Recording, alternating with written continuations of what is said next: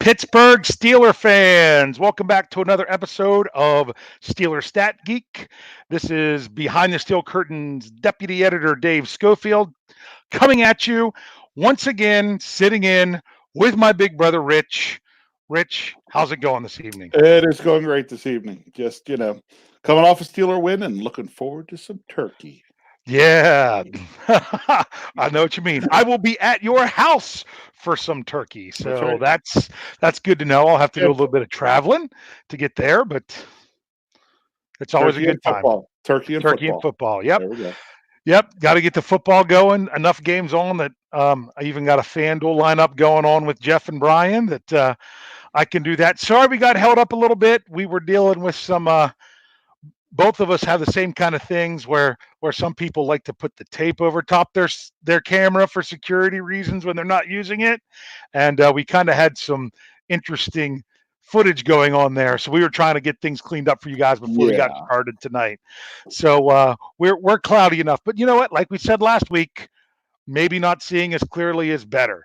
Um, just kind of how it works here. So hello, Steeler family. Let's dive right in. We're going to see what we can do with trying to keep the time limit to what it's supposed to be, so I don't get in trouble again with one Jefferson Hartman with the length of our show. So if Jeff is listening, I'm trying to listen to you. So let's just dive right into last week. Now, before we get going, there you all can see it. What do you see in the corner up there? That's our logo based on our streaming service that we have here. Okay. That is one duck up there in the corner. Now, yes, we did see an appearance from one Devlin Duck Hodges on Sunday, who came in and gave that spark to the offense that they needed. Today, Coach Mike Tomlin at his press conference, shockingly, I had already started to get an article ready to say, yeah, Tomlin wouldn't really commit to who was going to be the quarterback. Nope, he came right out and said it. It is this week. He's only going week to week on who he thinks will give him the best chance to win. This week, we're going to get more duck. So we got duck season coming up. We'll talk about what that means going forward into next week after we talk about this game from last week. So, bro, anything you want to start with that jumps out from you from this past week? Well, let's see. I think one of the things I brought up last week was the run game. Yes. I think one of the last things I said in the podcast last week was we needed to control both sides of the line of scrimmage, and that would show up in the run game. We ran the ball on Sunday. Yes. Yes. And here's the thing. Nah, I got to save those numbers for something else. I got to save them. I have some numbers coming. That's fine. Yeah. So with things going forward, we ran the ball. We do already have a super chat question. I'm going to pull it up now. I'm not really looking at the live chat, but since it is a super chat, I don't want it to get buried by the time we get around to it. So we'll say it up there that Grayson threw in $4.99 into the tip jar. That said, kind of feel bad for Mason. OC has not helped him all season. Have him in the same since concussion. I know Flip would argue with that, but Flip will twist anything he can to fight his narrative, but I'm not going to go there. This says that Duck is the Band-Aid, not the solution. No, Duck is the change of pace. He's not the Band-Aid. He's not the solution. He's the change of pace. We'll see how long the change of pace works. We'll get into that more as we talk about going into next week. Let's just try to stick with this past week. For those of you that saw, the super chat is available. If you would like to use it, you type in your comment, hit the $sign, throw in any amount you want into the tip jar. I know earlier this week, YouTube was throwing out some free super chat funds to people that have used it in the past, and they were throwing it our way. It was kind of neat to see that. That was in the post game on Sunday. So here we go. Here's an interesting number. It's kind of disappointing from this past week, and that was that the Steelers, I'm going to say 50%, and that is they did not even have a 50% pass completion percentage in the game. Rudolph was 8 for 16. Hodges was 5 for 11. That's concerning to have constantly have that many numbers of incompletions. All these incompletions, they're like rushes for no gain.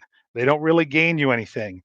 So it's kind of disheartening to see the completion percentage so low, which is funny because it kind of goes both ways. People get upset with the dink and dunk, and then when quarterbacks aren't dumping the ball off and they're trying to push it down the field and throwing incompletions, we're upset for them not completing more passes. It seems like unless every pass is a 75-yard touchdown, or in this past in the case of this past week, 79-yard touchdown, we're not going to be so happy. I just want to go on record saying, if you want to, go back, follow me on Twitter, and check my history, because Chris Carter from DK Sports Pittsburgh, or DK Pittsburgh Sports, I always say it backwards. He tweeted immediately following the punt that started the second half and he says, I was all for giving Rudolph his shot, but I think it's time to turn to duck. And I retweeted his tweet and threw it in there and said, unfortunately, I have to agree with Chris that I still think, I know he might be in the live chat, he might not. I still think the one article that got a lot of play last week, on a lot of, I don't know, I said a lot of play, a lot of views on our site and a lot of conversations on our site last week, was where Flip said that it was time to go to duck. I still think he was wrong. It was not time to go to duck to start that game. You had to see how the entire offense, without a big change, bounced back from Cleveland. And guess what? It didn't. Yeah. And it was time for the change. It was time for the spark. And they got the spark. So I'm going to bring this up just because I happened to see it. I'm not looking at the live chat, but I saw a number that I was just about ready to say.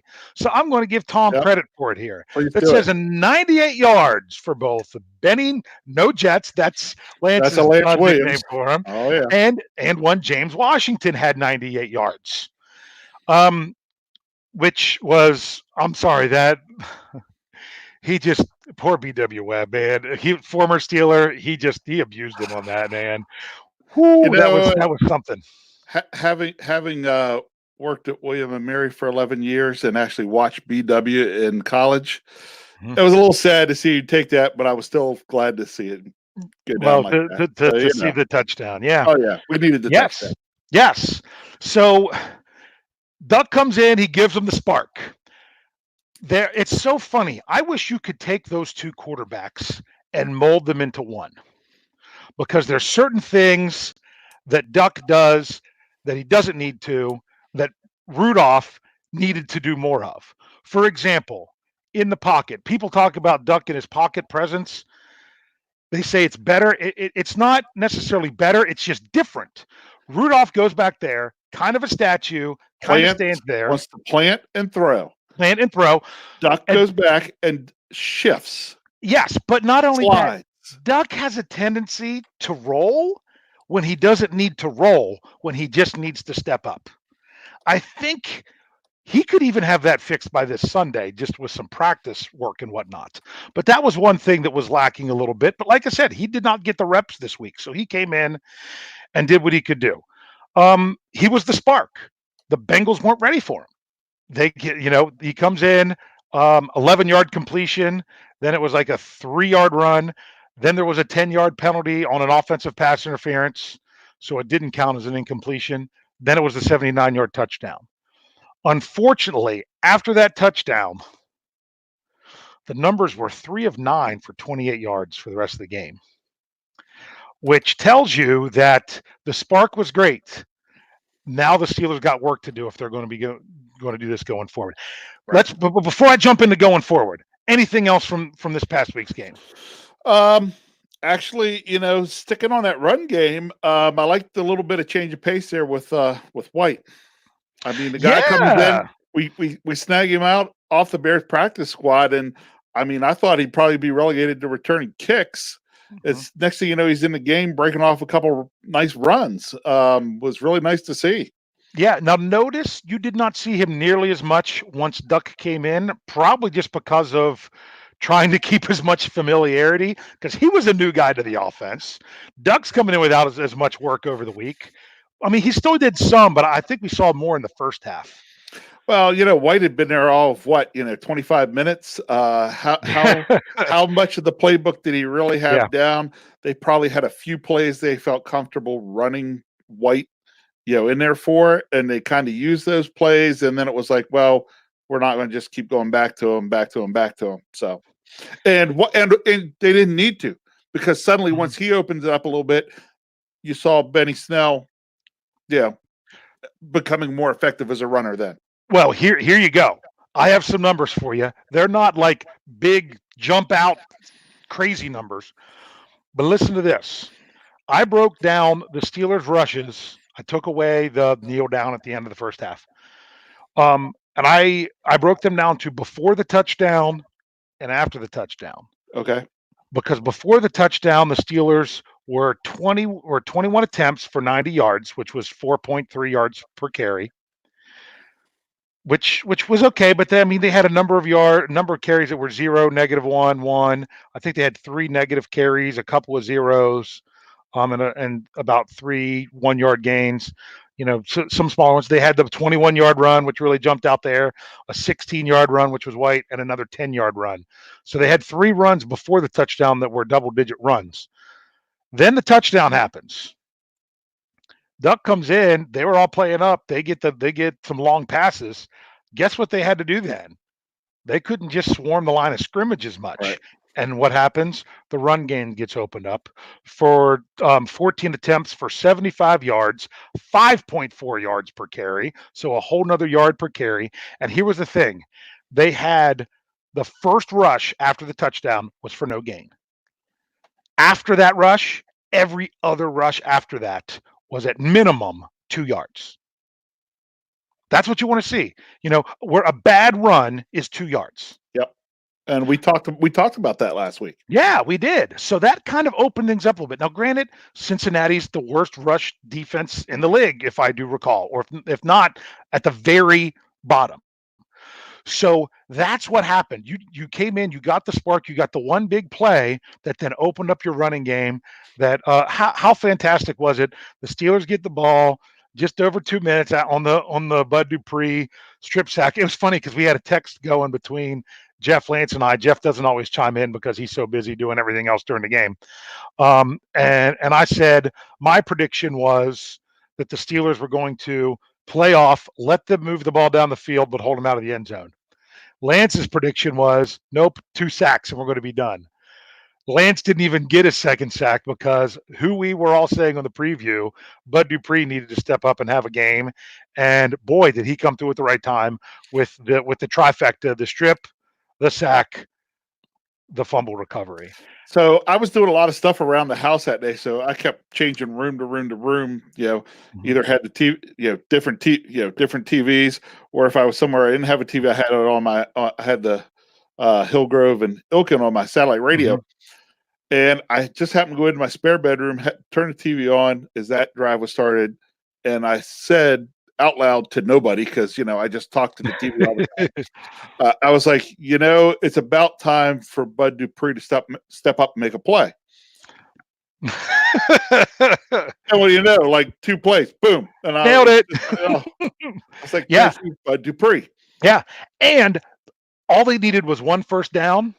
And then what happened on that 1 first down? They got like a 4-yard run. Wait a second, I'm looking at the wrong one. They got a 4-yard run, so it was 2nd and 6. And I'm like, that's good. You didn't want the first down on the first play, or else you'd need another one. And then the 13-yard run, and then take a knee. Right. Thing of beauty. Gotta love it.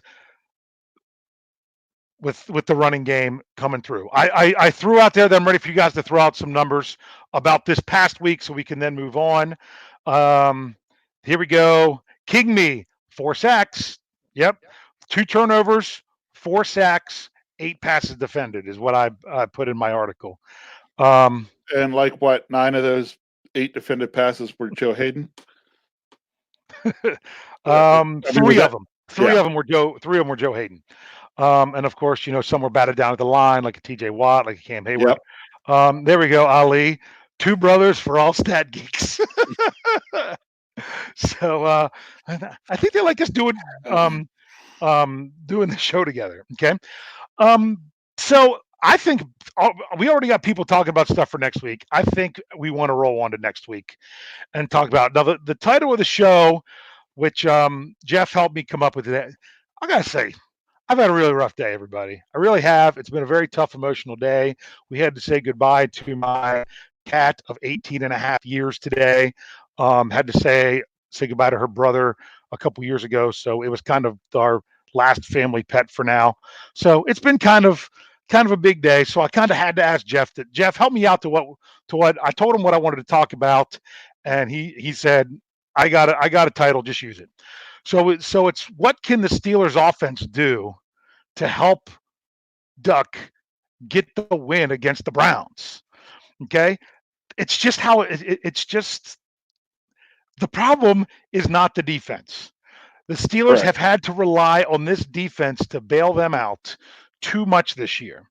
The problem is the offense, and I'm going to throw some numbers out there to you all, just so you know. I see your guys' condolences. I thank you very much. It's just rough when you have kids and those kind of things. You have to do it. But here's some numbers. I was going back with Lance Williams today. He likes to text me, "Hey, talk about this tonight. Talk about this number. Talk about this number." So and I've done it. I did the same thing with his show last week. Gave him some stuff to talk about with the whole Garrett situation. But in the month of November, the last 4 games for the Steelers in the month of November, they have 4 passing touchdowns, 1 in each game, 0 rushing touchdowns.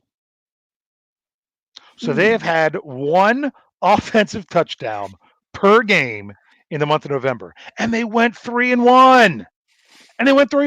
They had 2 defensive touchdowns in there as well, but they went 3-1 in November, only scoring 1 offensive touchdown each game. So what is this offense going to have to do?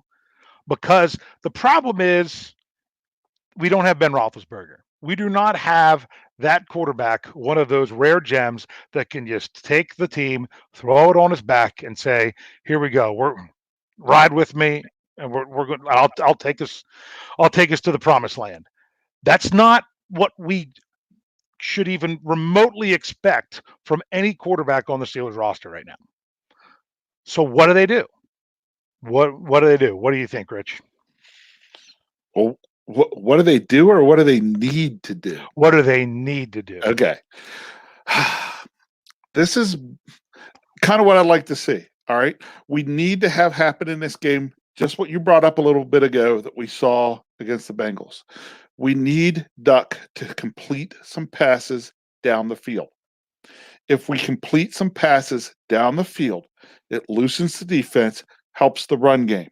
Then we're able to stay balanced. If we're able to stay balanced and we can have success running, complete some passes down the field, I think our chances of scoring more offensive touchdowns then goes up. And honestly, I would guess 21 could win this game. Yeah. I called last week that 11 points is all they needed to win, and it was the right call. I actually exactly predicted the score of the game on the Steelers preview, in case you missed that. My prediction was 16-10. And it's funny because I don't know why, but once Duck came in, they got that touchdown. I wasn't nervous about the Steelers not winning for some reason. They had that 1 touchdown drive that was just a couple crazy plays. I mean, the touchdown I couldn't even figure out, was that ball batted that they had that just floated in there? If that ball wasn't fluttering to Boyd, I don't think he can make that play against Joe Hayden and catch it. It's because the ball was so weird. It was just crazy. So. Oh, come on. You had to be nervous. I was nervous when we scored the touchdown, and basically we're letting them march right back down the field before we got the Devin Bush. The fumble. I was nervous. Once that happened, game over. I wasn't nervous anymore after that. I don't know why I wasn't more like that. I just had to feel, I'm like, something's they're going to win because it's the Bengals. But I just thought the defense would get it done, which I don't know if I was right or not, but here I got some other numbers. This is on the entire season for the Steelers. Here we go. So this includes the 2 games started with Ben Roethlisberger. This includes everything.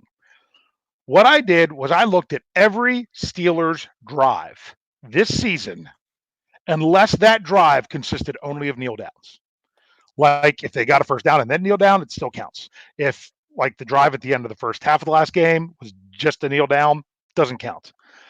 The Steelers have had 133 drives on the season. How many touchdowns do they have on the season from those 133 drives? It's not near as many as we'd like to see. I don't know, somewhere in the teens probably. 19 touchdowns, or offensive touchdowns on the season. That means only 14.3% of the Steelers' drives end in a touchdown. That with that number of 19, they're actually tied with 3 other teams that have the same number, and there are 3 teams that have fewer. Here's the company that they're in. They're tied with the Jets, the Jaguars, and the Dolphins with 19. The Broncos have 17, the Bengals have 16, and the Redskins have 14. Look at where all those teams are in the standings. I mean, who has the most wins? Out of those, is it the Broncos or the Jags? I mean, does anyone have more than 3 wins on that list? I haven't been paying attention to the people at the bottom that much. So I don't know. I know the Redskins. I think the Jets have at least 3 wins. The Jets, and I think the Jags have 4. Yeah, someone might correct us if they could look it up there. Kyle will be on it here in a minute. He'll probably post it up there. And then there's the Steelers, who have a winning record and are currently sitting in the 6th spot in the playoffs, which is great. But we also got to remember, how many teams are they tied with right now at 6 and 5? What is there? 4 of them sitting there. So any little thing can happen. And because of tiebreakers and playing NFC teams and stuff like that, that could even change with everyone winning or everybody losing. Kyle Smith, not Kyle, you're Kyle. He's like, hey, you said Kyle. I'll get it. Kyle. Thank you, Kyle. He says the Jags have 4. So that sounds just about right. So here's the thing. Here's the thing. The Steelers have 19 touchdowns on those 133 drives. They also have 19 turnovers. They've had as many drives and in turnovers as they had in touchdowns. Are you in trying 2019. to be sad tonight? I'm telling you, this is why I'm telling you, the offense needs to help whoever the quarterback is. It's not just the QB, it's everybody. They've had 51 punts, 21 field goals. So I mean, I could go back and look specifically at the ones, because these averages, everyone's like, oh well, it's going to get better with Duck. He's right around the same average as what the team has. They're all about the same when it comes to this. So that's some of the numbers. 51 punts ending drives. 38% of their drives ended punt. But I did go back and look at one other thing. Out of those 133 drives, I did see that super chat. I specifically chose to ignore it, just so you know. Out of those 133 drives, 43 of them had a total gain of 5 yards or less. That is 32.3%. Basically, 1/3 of every drive that the Steelers have had in 2019 has not gained more than 5 yards. That's been more likely to happen than a touchdown. Yes, that is. They are not more likely. Twice as likely. More than twice as likely to not even gain 5 yards. Did you see what Flip sent you a little message there? Where? What? Steelers frenzy with. Oh, Flip. hold on. For those of you that know, I got to do an aside. Okay, so you can tell it. Okay, so I think I've never put a comment on anybody's article anywhere except for yours. Okay. But with Flip's article last week, I finally decided, okay, you know what? I got to make a comment on this. So I put a comment out there. Flip took what I said and made it his signature for whenever he for his comments. post. Yeah, and I was like, Well, "Oh, look what I started." yeah, it was pretty funny, but I mean, you were just you were giving him a hard time. So, It like I was. said, because Flip's here now. I don't know if he was here earlier.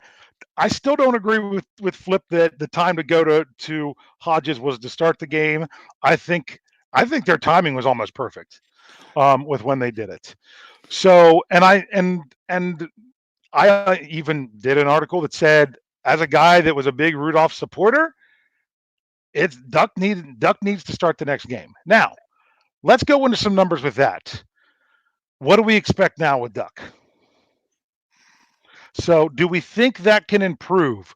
Are we going to continue to see drives not even pick up 5 yards twice as often as we get touchdowns, or do you think we can actually start to find the touchdown zone?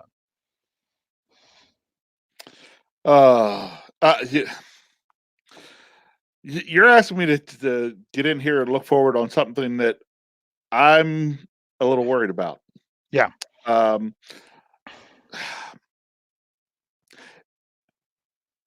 It's time for Duck to start this game.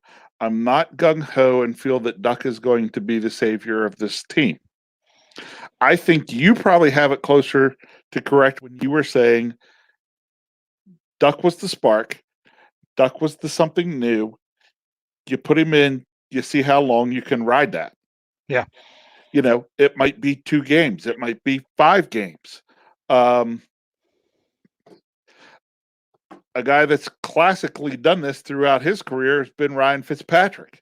Yeah. He goes somewhere, sits on the bench, they bring him in. He's magical for 6-7 games, and then you get the regular old Ryan Fitzpatrick. Or teams figure out this is what you need to do to right, exactly. mess up So Fitzpatrick. Right. My question is, what happens when things go bad with Duck? Where are we going? I'm glad you asked that. What are we doing? I'm glad you asked that because here you go.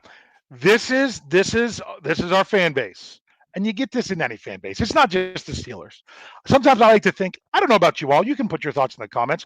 I like to think that the Steelers fan base is better than any other NFL fan base.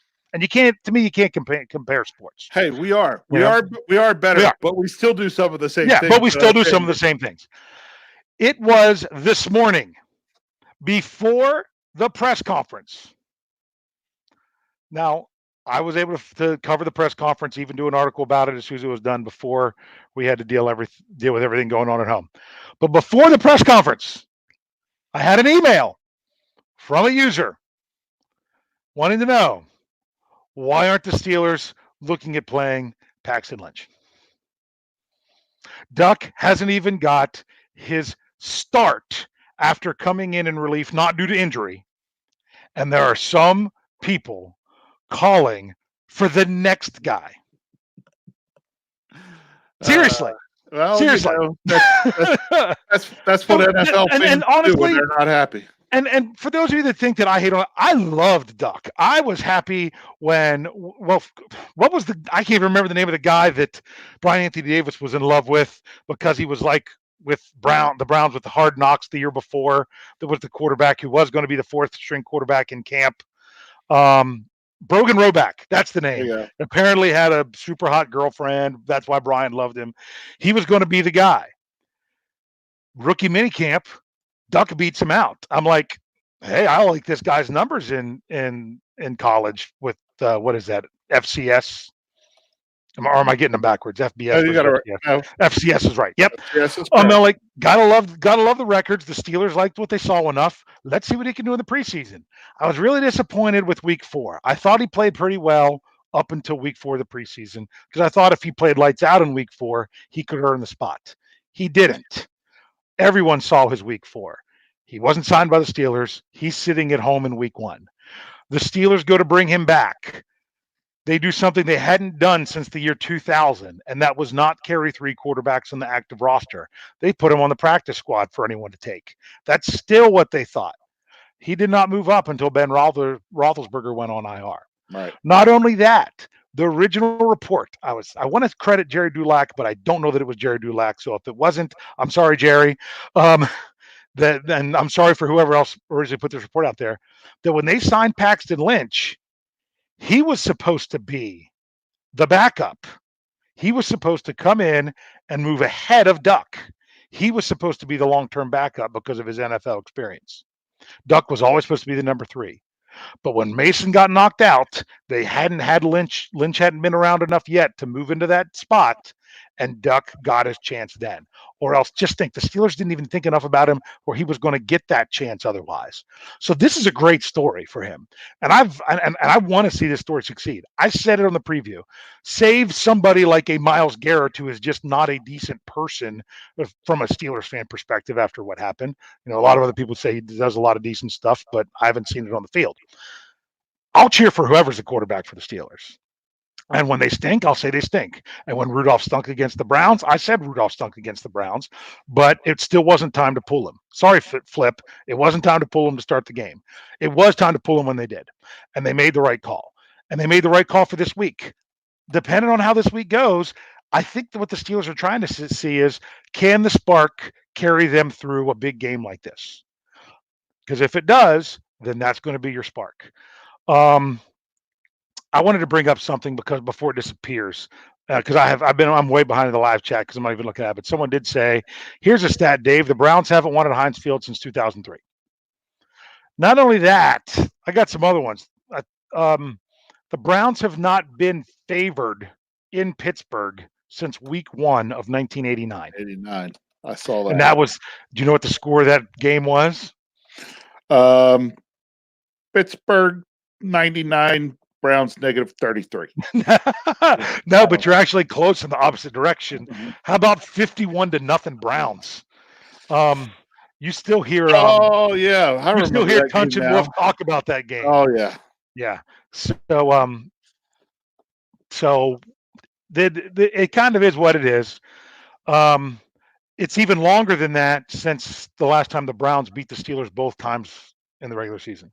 So there's a lot riding on it with history, but really history doesn't matter. All that matters is 1 o'clock on Sunday. It's going to be crazy. Here's how I will sum up my feelings about it. I think the best way to say it is cautiously optimistic. I'm very optimistic because I'm like Jeff. I'm always optimistic coming into every single game. I'm cautiously optimistic because other than a few spark plays, Duck hasn't shown us anything either. And that's the thing. So I want him to show us. I want him to, but that doesn't mean that he will. I wanted Rudolph to show us what he could do coming back from that bad Browns game, and he didn't show us. So I feel like I know people say you're making excuses with the offensive coordinator. I feel like the less experience the quarterback has, the more they handcuff him. And I don't want them to handcuff Duck. And that people kept saying they wanted to see Duck. They wanted to see Duck. I said, I want to see an unhandcuffed Duck. Just like I wanted to see an unhandcuffed Rudolph. An unhandcuffed Rudolph, especially, and I know Flip will argue about this because he has plenty of his lying statistics, and I'm saying lying because he says, oh, look at all the balls that should have been picked off that Rudolph throws. But he wants to ignore the ones that against the Chargers that Duck threw that should have been picked off that weren't. So I'm sorry, I'm sorry, Flip, but your bias is showing. You've been called out for that a lot in articles. And it really does show. And there's nothing more annoying. There's nothing more annoying than saying you're not biased when you're biased. Guess what? Okay. I'm biased. I'll admit it. So you're biased. Let me get back something real quick on Duck. All right. Yeah. I want to see the Duck that I know is in there. Okay. I was at the preseason game against Kansas City and Pittsburgh. Oh yeah. Duck comes in the game. I'm there with my wife, and I actually turn to her and I say, you've got to watch this guy. This guy can sling the rock, okay? He can throw it.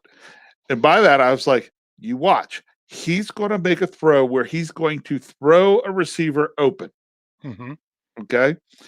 They ran the same play, basically, almost back-to-back, went incomplete once and threw it for a touchdown on the next throw, all right? throwing on the outside, but he was throwing the ball back inside a little bit, giving the receiver a chance to come across the defender, make a catch. Okay. He anticipates throws, in my opinion, better than Mason Rudolph. Yes, absolutely. He anticipates throws, and he could potentially have the ability to, like I said, throw guys open. But to me, that's an unhandcuffed Duck. Yes. That's when you're saying take the cuffs off. That's what I want to see them take the cuffs off and let him do. Let him go ahead and run the plays, but he needs to not be afraid to do what he does best, and that is sometimes throwing guys open. I don't think he's afraid. I don't think he is either. He's got to get the right. He's got to get the right calls. He's got to get Correct. the right calls. I am more worried about the Steelers' play calling with Duck than I am Duck. Yeah, I really am. I agree. Mm-hmm. I've railed on Fichtner all year. Yeah, where's the Fichtner that was calling plays in the preseason?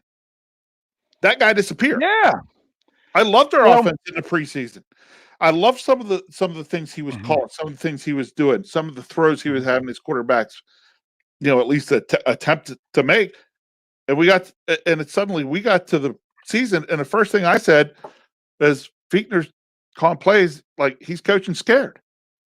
I want a screenshot of that comment that I'm going to get. I'm assuming you mean in one game. I'm not going to say that if he throws 3 no. for the rest of the season. In one game, I'm taking 5x. That's what I'll take. So honestly, I wanted a Rudolph jersey, but I wanted to see Rudolph prove himself. Guess what? I don't have. I don't have a Rudolph jersey. I don't have a Rudolph jersey. I can't say I had a lot of hope for Mason Rudolph, and those hopes kind of got smashed. Now, what a lot of beat writers around Pittsburgh, they're saying exactly what I said. This does not mean it's the end of Mason Rudolph in Pittsburgh. Jeff Hartman said it great in the postgame show. The problem with Mason right now, as much as anything, is between his ears. Some people recognize that there's some things. He hasn't moved in the pocket since he got knocked out. He has not moved the same in the pocket, because that was a really good play when he stepped up and slid over and completed that play to Washington when he got knocked out. And then that was it. Yeah. And just to answer another question, the way you analyze and the plays you pick in film can lie, because that was asked in there. Film lies. So when you're picking and choosing plays, you can pick and choose plays to kind of shape your narrative any way you want to. I'll be honest with you, I'm not going to do it. If I wanted to, I could pick out plays that make Rudolph look like a superstar, but I don't. I'd have to show 4 plays total probably, because and they'd have to go from ways back and multiple angles and yeah. And who's to say that this isn't also? I don't think this is just better for Duck to be the starter. I think this is better for Rudolph to be the starter. They might have to call on. You mean for Rudolph for Duck to be the starter? Yes, okay. I should clarify that better. Yeah. I think it's better for Rudolph for Duck to be the starter right now. He's got to get some stuff together, and not to make excuses. He had a bad week. I mean, he had and to say that it wasn't a distraction, some people wanted to say it when those accusations came out. They said he was visibly distraught at practice in the locker room. That was a distraction. To me, I almost felt like the Browns got another win against the Steelers, and almost got it on the scoreboard by trying to get in Rudolph's head so he couldn't beat the Bengals. I'm not making excuses for Rudolph, because he had plenty of other shortcomings other than his head, but I think his head is his biggest problem. So they might need to call on him again. What if Duck isn't the answer? But you know what I'm saying? Let's ride with Duck. Let's go with it. Any number? Okay. Any other numbers you want to say before I open up to the live chat? Any other numbers you want to see this week? How about some rushing numbers? It's another game where we got to put up a minimum of 120 on the ground total, I would imagine. Yeah. Again, partly for that is that balance. In that running game, the running game's going to help open up the passing game for Duck. And if Duck can complete some down the field, vice versa, it helps open up stuff around the line of scrimmage for, Benny Snell, whoever else run the ball. So yeah. Yeah. I want to say one thing before I throw out some other numbers is I do want to say I know I busted on Flip some tonight. I love I love Flip's takes that we don't agree, but we can both be good Steeler fans. Flip knows what he's talking about. He breaks down the film. He does a good job. He does let his bias show just as much as Jeff and I do on the other direction. So we do like to bust on him because it's in the opposite direction. Flip does a great job. Make sure you're reading his stuff. He gives the takes that sometimes other people don't like to give. So that's just how it is. So I just wanted to say that. I didn't want to make it everyone thinks like I got a problem with Flip. I think Flip does a great job with his stuff. And that's why we like to give Flip a hard time. Because although I've never physically spoken with him, or met him in person, that sometimes I don't have to agree with his stuff because I'm sure he doesn't always agree with mine. But just wanted to say that. Back to rushing. Hold on. One last quick thing there then. Sometimes I see comments, especially on Facebook stuff. Folks don't read the Facebook comments. No. I'm just saying. Folks say, "Oh, you come here, it's always the same take. It's always the same take. It's always the same take," and it's not. No, because I'll tell you what, guys like Flip writes these things, keeps us on our toes. Exactly. I probably looked up more numbers and stats around our two quarterbacks this week than I ever would have had I not read Flip's article. Yeah. So, and seriously, if we were all giving the same take, we would only need one author on the website. And that's that we want different takes, and Flip does a good job with that. So I don't want people to think if I was busting on Flip too much, because like I said, even though it's funny because I got a text from one Tony Defio during the game that says when Duck goes in, he's like, "Oh man, Flip is. I'm sure Flip is just flying high right now."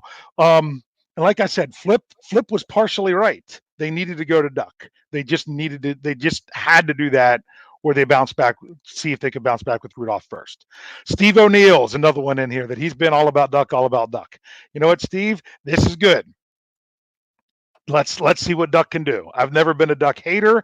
I just also didn't want to be too down on our quarterbacks. I don't just think, oh, it's a bad game. Let's get rid of him. I'm still shocked that they pulled the trigger, and they needed to, and they did. That's what I liked. And that gives me hope that if they need to do it again, they'll do it again. So they'll do what they got to do. I want to see 35 rushing attempts. Because, it was 38 last game. 38 last game.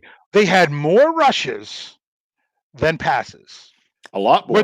Where the week before, they had more incompletions than rushes. Right. Against the Browns. That's what was so bad. They had the running game. They had it going. I don't know if it was just a byproduct of playing the Bengals. That's what we're going to see this week. So hey, my thought is 50-50. I mean, if we could get straight 50-50 run pass balance, now we're talking. Yeah. I mean, that's forever been Steeler football. Mm-hmm. So yep. Flip asked a question, and I want to answer this. How long of a leash should Duck be on Dave? This week? A long one. A long leash. Yep. You're going with him. You've got to give him, unless it's an absolute nightmare, unless it's to a point where he's just can't get a throw off or throwing 3 or 4 interceptions in the first, like in a row, like how many passes in a row were intercepted or anything like that. And I don't see him doing that. I'm not saying it's not out of the realm of possibility, because we've seen that from any quarterback in the NFL that's had a really rough stretch. He's got to be on a super long leash. It would have to be an absolute disaster. And that's not even taking into account who the Steelers are playing and what happened the game before last. That even gives you a bigger reason to not put Rudolph out there. So if you're going with Duck, go with Duck. The only thing that I could see if he struggles really, really bad, and if he takes a hit that maybe he's dinged up, where I don't see them just pulling him. It would have to be where they even use the excuse of an injury. My big worry though is, Duck's got to get through this game, okay? Because if Duck is out there and gets shell shocked, and you got to bring Mason in, and he goes out there and gets shell shocked, then what are we going to do? Then we really got issues moving forward. Oh yeah, because the problem is Duck was a question mark, but it's because he was so much of an unknown. He was a question mark with an exclamation mark because you felt like you had something that's there. You bring in Rudolph, you don't have the exclamation mark to go with it. It's still the same questions that you had before. Yep. So the only possible exclamation mark you could have with it is if you go all the way to Lynch, who isn't even active on game day. I've got to bring up one. Steve, who we've talked about. Exactly what you were talking about earlier, Rich. You've got to let Duck fly. Yep. Let him throw the ball. But I don't think they're going to. I don't think they're going to. They didn't let him fly in Los Angeles. I know, because how long did it take? Yeah.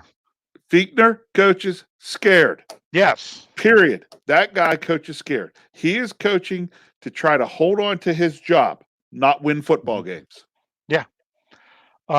He's trying to not lose football games. And fortunately for the Steelers, they have a great defense this year. Unfortunately, that means without a great defensive performance, you're screwed.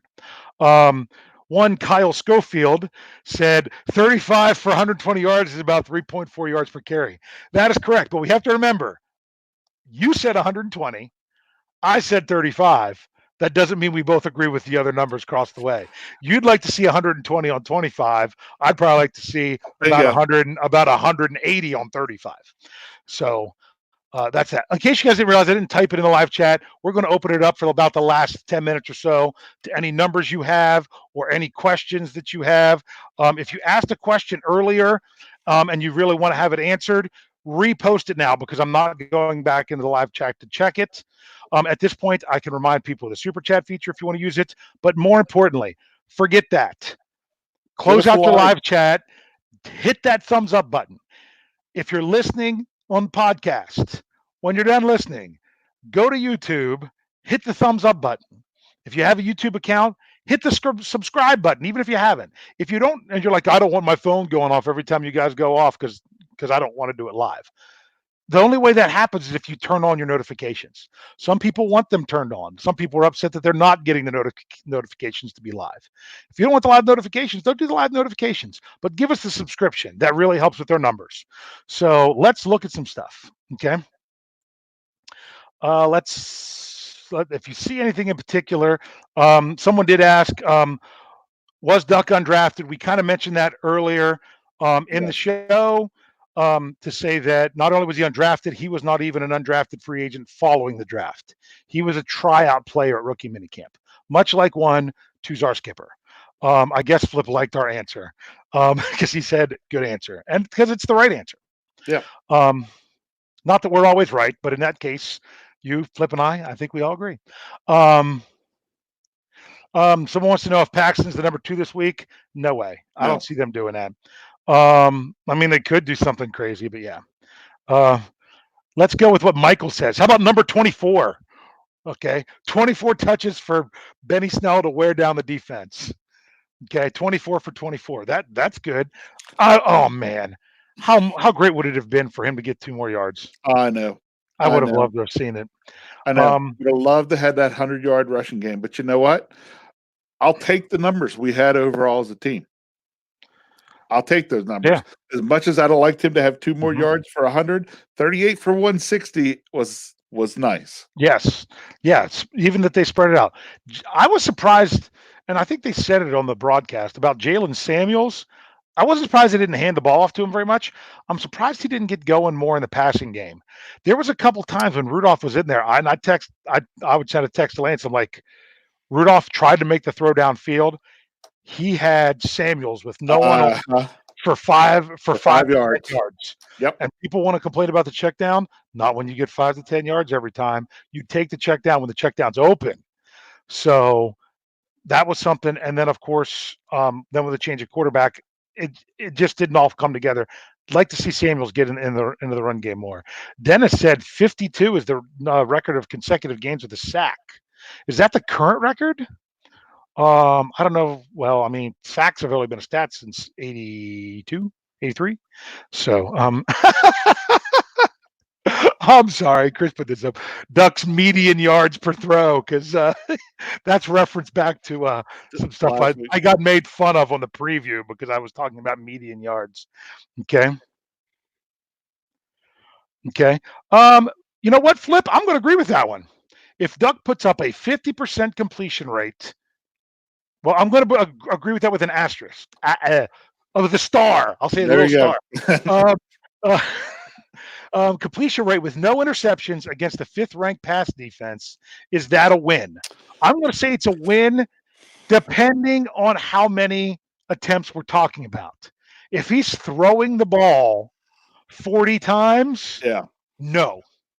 If we're 25 to 30 passes and we get there, that's not bad. Also, more than just then the 50% completion. I mean, if we get a 50% completion at 3 yards a catch, is that good either? Yeah. There's got to be some yardage numbers behind that as well. Yeah. Yep. See, what the spark did with Duck coming in was, you're like, do you need the pass to set up the run, or do you need the run to set up the pass? Well, the Steelers weren't getting either. But then they got the big pass, which really kind of helped set the run for the rest of that game. So Lawrence, I liked what skipped my sorry with those other ones. My live chat skipped. So I'm trying to go back to find it because I really liked what he said. Boy, that was back there. That was my problem. Anything and there we go. Lawrence, we need TDs in the red zone, not field goals. Yeah, we do. Yep. Or you know what though? But see, even that could be misleading. I mean, skip the red zone altogether. 79-yard pass to James Washington. Yeah. I could care less than about missing one in the red zone because we got that one. 0% in the red zone this past week. One of them is because they were taking a knee. I don't mind taking a knee in the red zone if it means you're winning. Michael says, keep him clean, get open, catch the ball, run for 100 plus. Those all sound great, man. How about I say Dion? I don't know if it's supposed to be Dean or Dion Kane, with his 35-yard catch. That was nice. Yes, it was. Yeah. So, Bo wanted to know who's actually heard of Samford. Just his son. Sorry. Didn't have to do that. I couldn't do it. I know.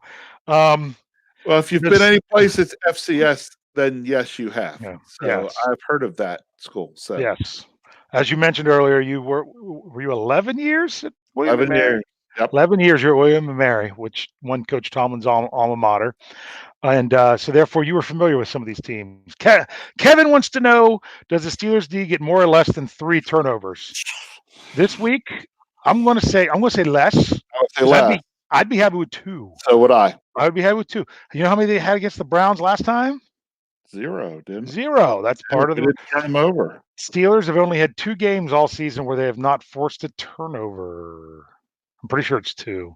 Am I right with that? Someone correct me. I might be thinking of another stat. I might be thinking about games they didn't score an offensive touchdown.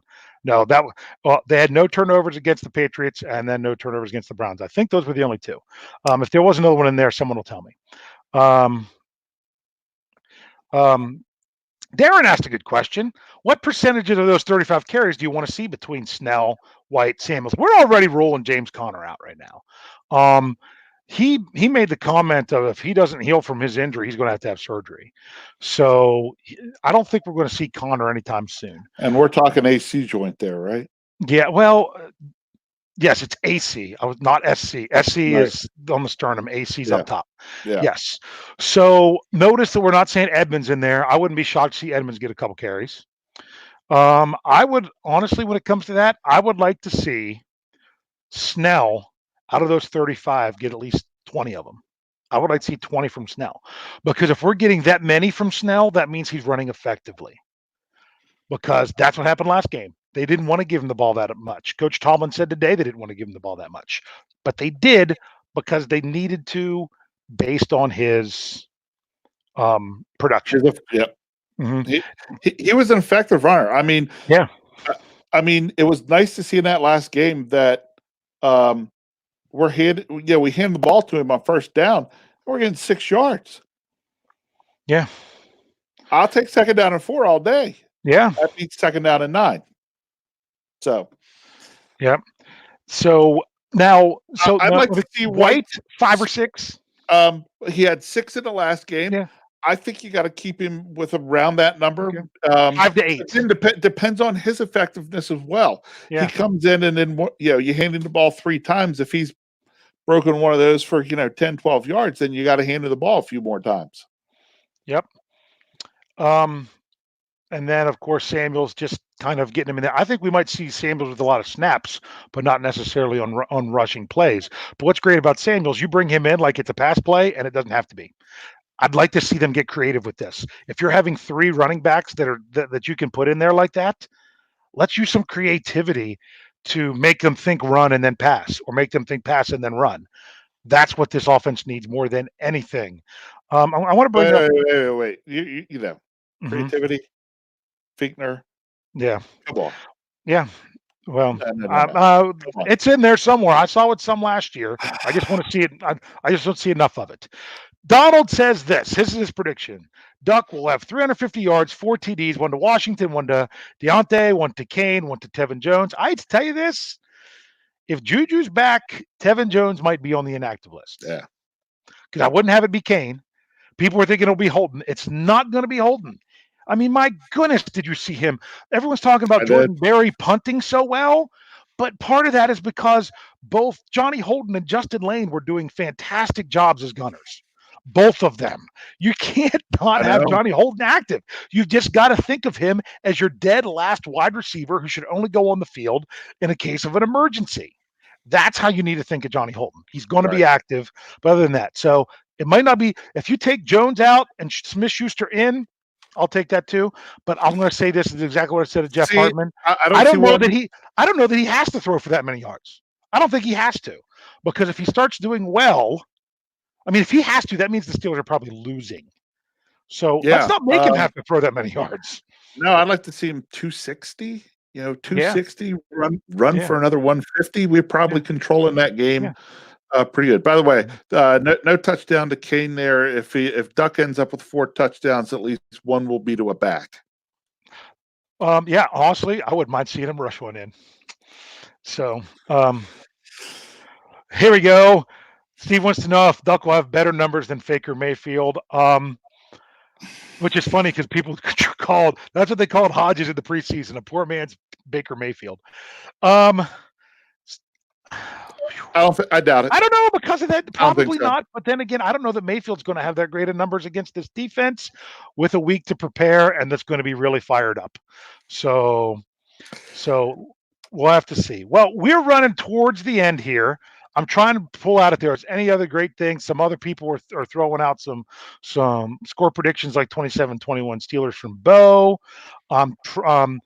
Jerry says we need 17 points to win. Yeah, the problem is we haven't been getting the 17 points lately. So Steve says 24-10 Steelers.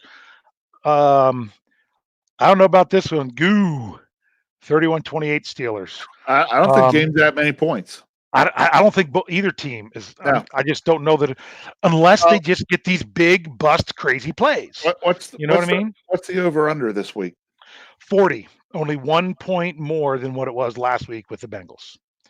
So I'd be taking the under. Yeah. Tristan says 17-10. I took the under and I took the Bengals to cover last week because my choice was 16-10 and I got all 3 of them perfect. So there, I'm just now getting back to where my thing jumped at one point. So for some reason it says I have new comments, but I can't load them. Lawrence says 23-21 Pittsburgh. Yep, I got that. Yep. You know what? That's kind of looking more like the score it could be. Yeah, that might not be that far off, really. Maybe we need a Brian Anthony Davis 22 to 19. 22 to 19. Yeah. Something like that. The problem is My biggest fear is, okay, here we got Bill Davis, 27-19 Browns. That's getting close. He's got the same last name, so he can throw in crazy one. Alex, 14-12. The problem is, I said it last week about the Bengals game. I said the only way I see it as a high scoring game is if the defense gets a bunch of turnovers and or scores. And the defense got the 2 turnovers, but they got the 2 turnovers. One was to basically take away the score from the Bengals, and the other one was to seal the game. Was to steal the game. To seal the game. So someone asked a good question. That was Darren again. No Myles Garrett this time around. How much of a factor does that play? He's an elite defender. You can't say that it's not going to be a factor, but we'll see. We will see. I say this. I'm going to say what I said earlier. Cautiously optimistic. I can't even say what I said earlier. Cautiously What is wrong with optimistic. You tonight? It's been a rough emotional. I hear you. So, what do you think, bro? You want to give a prediction? I have to save mine for the preview. I like that weird Brian Anthony score. I like that 22-19. Maybe 21-18, something in there. I expect it to be about a field goal difference. Yeah. As the title of the show said, what can the offense do to help Duck get the win? They've just all got to step up their game. They all got to rally behind him, and it seems like he does fight. He even has that spark that gets his own team going. It's great. I want to see it. I want to see that spark turn into a flame. I mean, he's the kind of player that could do it. He could. Someone said it earlier. It was probably Steve because he's the big Duck guy. He could be like the Nick Foles that the Eagles had a couple years ago. I mean, he's got the potential. I don't know that he's in the right situation. Yeah. So, unfortunately, I hate to hear that the Steelers aren't the right situation for somebody. But I'd love to see it. I'd love to see it. I'm ready. I'm ready for some Duck. I would really like to get that Duck jersey with 3 touchdowns, which will be interesting to see. As we wrap up the show here, I want to talk about the rest of the week and things that are coming up. As of course, always check into BehindTheSteelCurtain.com for all your Steelers information. We've got injury reports, we've got breaking news, we've got commentary, all kinds of good stuff from, like we said, a variety of different viewpoints, and that's what makes it so great. So make sure you're checking in there. When it comes to the podcasts, you will get the standard, the flagship podcast tomorrow night on Wednesday. For those of you, I got to say the right day in case you're not listening to this on Tuesday night. So it will be out on Wednesday, which means podcast-wise will be out Thursday morning. Thursday, there will not be a show. We are taking the time off. We want you all to spend time with your family.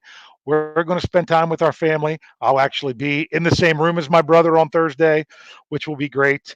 We're going to have the Steelers preview on Friday, which means unless we decide to cancel like a burning question or something like that, which we generally haven't been doing, we're going to have a double up in there somewhere. Could be Friday. It could be an early. Yeah, I said it in a late preview. It could be on Saturday. But we got another 1:00 game Sunday then. So then we'll turn back around with the post-game show Sunday, the hangover Monday.